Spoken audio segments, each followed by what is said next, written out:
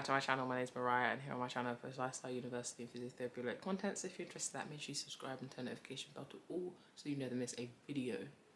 This video is a video that I should have made a long time ago because I get this question a lot. What are some potential questions that may pop up in a physiotherapy interview? So typically when I post my other physiotherapy videos, when I go to Instagram, this is like a thing that people always ask me, even though like I post my interview experiences and so on and so forth, which you can check out after this video, and I'll link them below in the description and as well up in the cards. I'll have it there as well.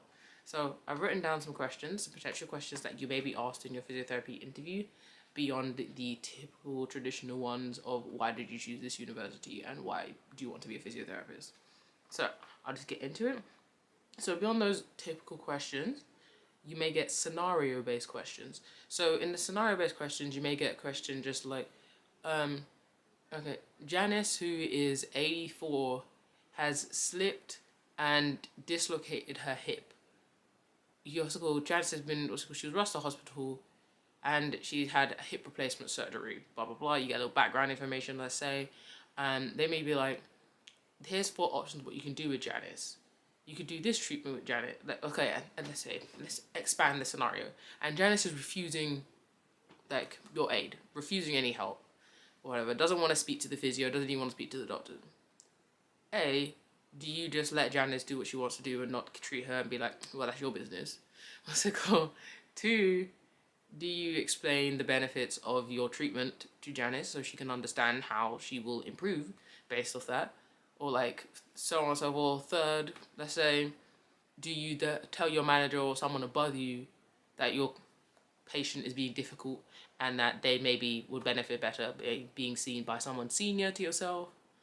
Or do you, another option, just be like, I'll move on to the next patient. Like, it is what it is. You want to be like that? Or do you like, basically all continue doing the procedure without her consent? Obviously, we know we're not going to do the one without her consent. And we're not going to do the first one where we just completely ignore her. So it's in between the other ones. But what you have to do, in some cases when they do the scenario questions, there is a right answer, but you also have to justify your answer, like why you came up with that answer. But in other cases with some scenarios, there is no right answer. It's more in terms of they want to see how you think. Because all the options are available as possible options. So you have those scenario-based ones.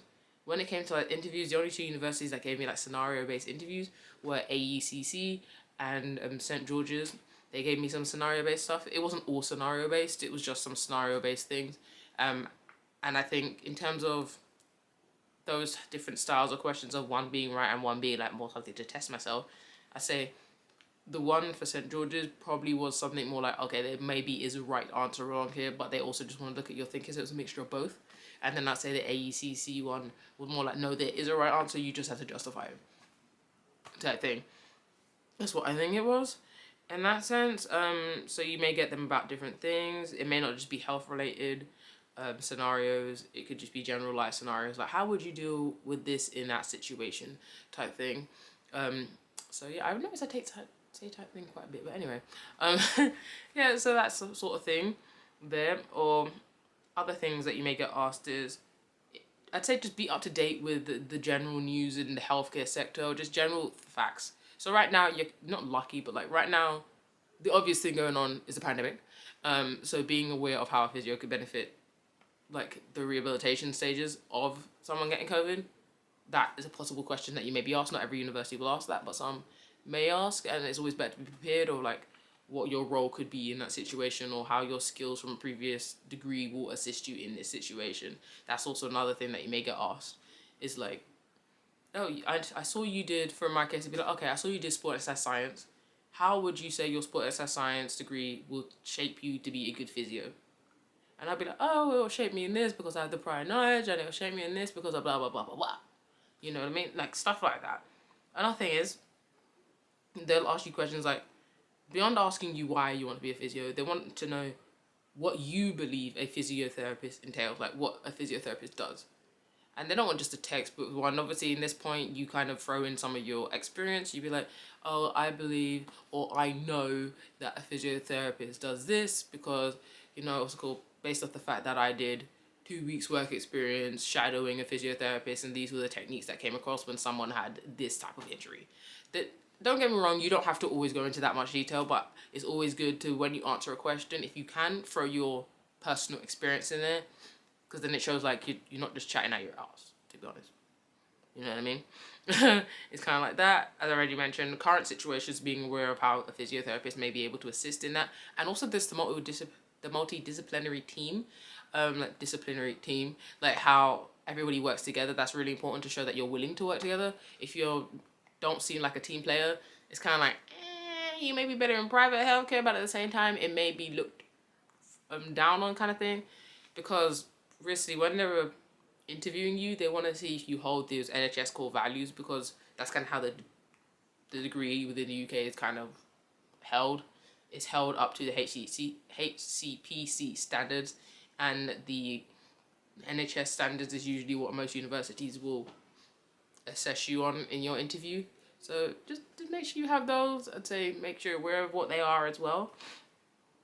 Also, what, like I was saying, what you believe it is to be a master's student in my case.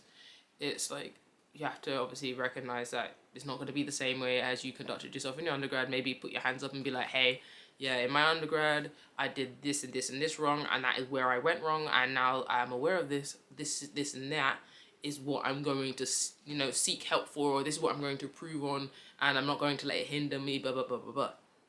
And one of the last things that they typically ask you is, like, not only in terms of, well, they ask you this in why they ask you why you wanted to apply to that university. It would be like, what was the appeal? Was it the structure of the course? Was it this and that? So for me with Birmingham, I said the thing that appealed to me with Birmingham was the structure of the degree. I like the fact that it's compared to other degrees, like other universities that host this degree, they typically, I'm trying to think of another university that I applied to what they do. So let's say University of Essex, for example. I can't remember if it's definitely the University of Essex that did this, but most degrees, they teach you all content in the first year, and then second year is when you do all those placement hours.